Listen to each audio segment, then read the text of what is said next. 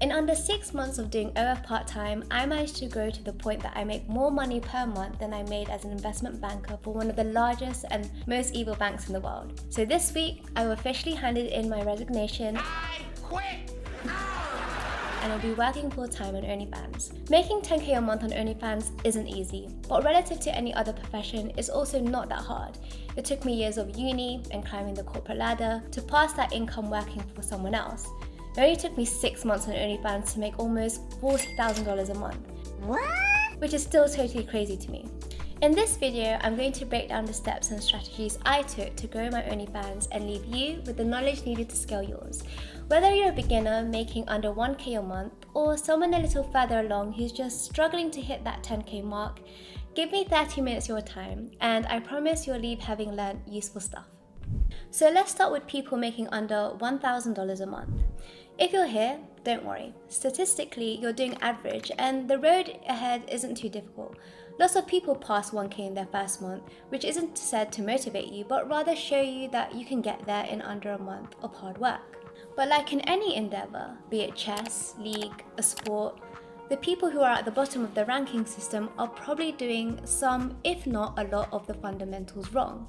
I have 3 fundamental pillars that I will get to shortly, but before we go there, I want to mention a few useful things that I've discussed with people that I've been coaching that are around this stage. Don't overcomplicate it. Don't overcomplicate it. You're not trying to reinvent the wheel just yet. OF creators already have a few good business models that are working for a lot of people. So before you go trying new things, you should learn all the basics. I start by paying to subscribe to a few creators on OF, try and find their socials that they use to market to. The idea here is I want you to look at a few creators for inspiration. This will give you direction. If you're going to hit a ball, you want to look at where you're trying to place it. There's no point hitting a ball with your eyes closed. Well, the same can be said about running your business. Who inspires you? Who has a great OF page? Who has smart marketing? Yesterday, I saw a creator post something on TikTok that literally blew me away with how smart she was. But also keep in mind you are at the start of your business journey. You cannot do all the things they can. You don't have the money, equipment, expertise and resources they have just yet. Part of getting bigger is making yourself less like other girls, creating a moat, so to speak, that stops other businesses from replicating what you're doing easily. But until then, just look at some creators who are doing good and see what you can emulate easily in your OF by simply having their OF page as a destination in your mind. You'll start making conscious and unconscious decisions that will push your page into the right direction. Another small reason I love this as a starting point is that you should get used to spending some money to grow a business. It's basically a requirement to reinvest if you want to scale long term, and this reinvestment is going to help you both network and learn. So in my books, it's money well spent. Free or paid page? Let's quickly go over if you should have a paid or free page, because this is a big topic that I want to go in detail in a future video. I'm just going to give you my conclusions now, and if you want to know my in-depth reasoning, then you have to wait a few weeks. I think the reality is you can succeed with both, or at least definitely to the 1k and 10k mark. But scaling past that is where a paid page is way better. If you currently have a free page with a few hundred subs, it might be daunting to drop and lose them all. I know this is hard as I've recently started advising a girl who had 300 free subs and was making almost 2k a month. And when she went to a paid page, she dropped to only 25 subs. She ended up going to a free page before we had a little chat about the pros and cons of both. You might take a small short-term hit in revenue, but in the long run, you'll have the ability to scale way bigger with paid subs. Okay, now we've spoken a bit about some of the basics, I want to talk about what I think are the 3 fundamental pillars for growth as a beginner, and give you an idea of what to do and focus on. First, it's speaking to fans. So let's talk about your DMs, because a lot of people don't spend as much time as they should in them. Spending time chatting with your subs is the only way that you get to engage with them individually and on a deeper level. And it's the way that we can form connections that will last months and even make super fans. Super fans are really important because they're the people that will buy all of your PPV. So if no one's buying your PPV, well, it's probably because you don't have good interaction with your subs. The other point I want to mention is that chatting with you is what a lot of people are paying for when they subscribe to your page. I always ask girls I coach that question: what are people paying for? Absolutely nothing. You should be able to answer that question. For me, when people subscribe to my page, they are paying for all the photos and videos, daily content, and access to speaking to me. I don't charge to talk by making them tip for every message they send. You can speak to me as much as you want because that is literally what you're paying for. And I will spend a few hours every single day going through all of my messages. Now, whilst I had a full-time job, this was really difficult to sustain. And if I was recommending to anybody that was in my situation, I would have told them to quit their job long ago so that they could maintain the amount of time in the DMs and do all the marketing and content creation above that. For me, I had to completely sacrifice sleep to the point where I actually got quite ill from it. So yeah, don't do that. That's part of the reason why I'm now quitting my job. It is impossible to sustain OF business and investment banking, so I had to choose. And I think you'll find as you grow, you'll have to pick whether you are prioritizing the growth of your OF business or the other job when you're starting out. And depending on which one you pick, you'll have to treat your DMs very differently. But if your goal is to go full-time and make a real income of OnlyFans, then you should really be thinking about spending 2 to 4 hours a day in your DMs and giving people access to you. 2. Better content. Improve your photos and videos. The second pillar that you need to focus is on making better content. This is a pretty broad statement and can mean a lot of different things based on where you're starting from. So I'm going to talk about what I did and hopefully you can do something similar. I feel like I shouldn't need to explain why this is important, but just in case, good content is what we're going to convert your marketing reach to become subs to your OnlyFans. And then good content on your page is what's going to keep people there and make them more likely to buy your PPV and customs. So I started with working on my photography. The logic being is that videography is just moving photography. Of course, that's a massive simplification, but if you get good at photography, a lot of skills are transferable. To do this, I started by learning camera basics, understanding aperture, shutter speed, and ISO. And then something that actually was a huge help for me was learning the importance of exposing for lights and darks in your photos. To get better, I would find a photo online that I wanted to recreate, like a silhouette for example, and then work on recreating that photo. Of course, to do this, you should really have a DSLR and some lenses.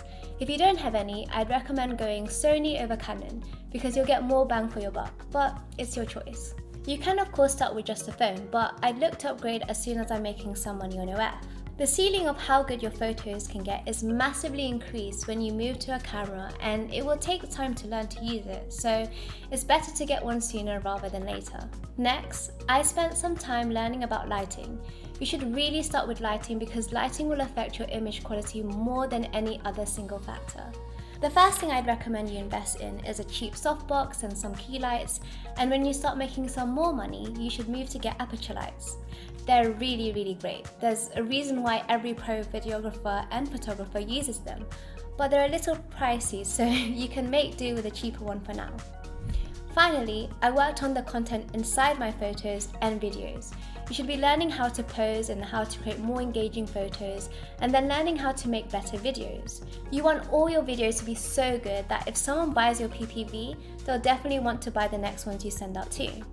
But to do that, you have to study good videos. See what makes them good. Learn to dirty talk better, learn to be hot on camera, know where to look and how to bend and move your body. These should be conscious decisions you're making if you want to improve over time. This whole journey is about learning, and you're not always going to get it right the first time. I bought this POV helmet, for example, and it was a total waste of money. What is that? What the fuck is that? But I did it to try and learn to take better POV shots, and that's okay, it's part of learning. You need to figure out what works for you and constantly try and make your next post better than your last. Micro improvements every day will really add up. 3. Marketing basics. The final fundamental pillar is marketing. If you're making under 1K a month, chances are you didn't start with any social media following, and that's perfectly fine. Let me break down social media marketing for you. The larger your following, the more natural exposure you can generate across all your platforms, except Reddit. The size of your following directly impacts how many new people will come across your content. The only exception to this rule is if your content goes viral and reaches a massive audience. When you're just starting out, it's unlikely that your content will consistently achieve viral status, so relying on going viral isn't a sustainable strategy. Here's what I recommend. Choose one social media platform that you feel comfortable using and already understand to some extent. Hopefully you actively use said platform and Reddit. Reddit is non-negotiable here. It's just non-fucking negotiable. If you do Reddit right, then in the next 7 days, you should be able to reach 1 million views. Your goal is to do tons of research on how to grow on your chosen platform and to post every day trying to make content that will help you grow on said platform. As for Reddit, you're going to go on Excel and you're going to make a list of around 100 subreddits that you're able to post to. It'll take time to find them. You can search people on the subreddits you post on and click on their profile to see where else they post for inspiration. You'll need to take an afternoon to smash out verifications. Some subreddits won't make you do this, but others will. And it's important that you just get on with it and try and finish it in one evening. And once you've done this, you should now have a slightly shorter list of subreddits that actually let you post on them. I have tips on how to do this faster, but Reddit is a big topic that I've done loads of research into, so it'll come out as a separate video about 2 videos down the line. Now, your daily routine should include posting in all these subreddits and keeping track of which posts did well and which ones flopped. Here's a good tip.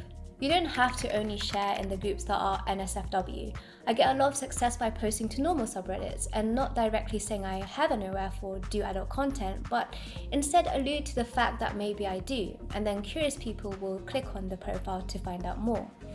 These people are not seeing hundreds of naked women, and so if you get in front of this audience, you're likely to have very little competition. But be creative with the subreddits you post to. I get half of my views from subreddits I never see most OF girls post to. It is just a process of trial and error. Exactly how should you be spending your time? Well, if you have other responsibilities, then this will massively change what you're even able to do. But I would recommend trying to do 2 hours of Reddit and other marketing a day, 2 hours of messaging and 2 hours of making content for your page, PPVs and marketing. This is already a lot of work, and in my head is the bare minimum it's going to take you to get making real money. If you're working a full-time job, the Reddit posting and messaging can be done throughout the day, on your breaks, while you travel, while you're in the bathroom. Damn it! What happened? I dropped my phone in the toilet. Whatever you need to do to get it done. But if you have the ability to work full-time hours on your OF, that is what I'd suggest if you want to make this your main income. Making between 1k and 10k. If you're making more than 1k a month but can't seem to break past the 10k a month, you've probably got a lot of the basics down now, and all you need to start working on are the weak points of your game. Let's talk about how to go past this stage, as I'm not able to do a deep dive into the specifics of your individual account and find where you're going wrong, as I would usually do in my one-to-one coaching. I'm going to start by helping you diagnose your weakest points yourself. Then we can talk about how to address each of these points. To do this, we're going to need to look at some of your stats. If you're trying to make 10k a month, you should be aiming to make $30 to $40 a month per sub on average. Some will pay more, some will pay less, but we don't care about that. We only care about the average that they are paying. You can work out what your average is by dividing the total number of subs you currently have by the amount you have made in the last 30 days. Next, to work out how many subs you need to make 10k a month, if we were averaging $35 a sub, we do $10,000 divided by $35 and we get 285 subs. So we only need 285 subs, which hopefully doesn't seem that daunting of a task. It's less than 10 a day. So if you had 100 subs right now, for example, and you made $18 per sub on average last month, we can see that you're 35% of the way there on subs and 51% there on revenue. As 35% is smaller than 51, we know that we should start by focusing on getting more subs. This is the current weakest link in our chain. To do this, I'd recommend doubling down on your marketing efforts. Clearly, you need to be bringing in more people, and that will probably take you more time than you're currently allocating to marketing. Start with whichever platform is currently bringing in the most people. This should be your primary focus. Spend time coming up with a strategy that will let you reach more people on that platform. You should be sticking to what you know at this point. You also want to be working on your Reddit game. Hopefully by this point, you're posting daily to a bunch of subreddits. Now let's focus on finding more subreddits, testing out different titles and times to post. Do you post photos? Try and make GIFs. I personally get 20 to 30 subs a day from Reddit at the moment, so you should be able to hit at least 10, but won't improve by blindly doing the same thing as you always do. You'll need to up your posting, track your data, and make an active effort to make better posts. Now let's say you're in the other boat. You're closer to your sub goal than you are to your revenue per sub goal. This is surprisingly the problem most girls I coach seem to have. They can get people in, but they don't spend more and they don't stay around. In my opinion, this is a better problem to have because it's the easier one to fix. Clearly, people are initially interested in you, or they wouldn't have subscribed. You clearly can get guys to take out their wallets. So what's happening from when they sub to stop them from spending more money? Common problems I see here are the following. 1. Do you have a clear tip menu that shows what you offer? No? Well, you want the least resistance for people to spend money. They shouldn't have to ask you what you offer. They should already know. 2. Are you sending out enough PPV? There's a balance between spamming people every day, which is really annoying, and sending out enough that you can make money. I personally stick to about 2 PPVs a week. I normally have a cheaper one, often a solo video at about $35, and a more expensive one, which will be a BG video at about $60. But be willing to play around with these prices. They should reflect the quality and time you put into them. In 1 month subscription, there should be the possibility to purchase around $400 worth of PPV. 3. Do you reach out and get to know all of your subs? Like I said in the tips for people making under 1K, forming that connection with people is how you make superfans, and they will be the people who will buy most of your PPV. They'll be the people who stick around in bad months. Finally, I found with some people who have really high numbers of subs and really low average spend that their content just isn't good enough. If someone buys your content once and then doesn't buy more, that's a sign that you need to work on your quality. When you sub to 10 girls, where do you line up in terms of quality? If you're not in the top 2, you should be actively working on making each video better than the last. And if you make something that isn't better, don't post it. Hold yourself to a better standard, and as you get better and better, your subs will thank you for it. I'm going to end by talking about the revenue split. But if you have stuck around and enjoyed this content, please subscribe and leave a comment. This is my first longer video, and boy was it more effort than the shorter ones. So let me know if this is the type of video you prefer. I have so much more to cover, but as this video is already long, I'll end it on my next point. Your revenue split shouldn't be held up by subscriptions. If it is, it's a sign that you're leaving money on the table.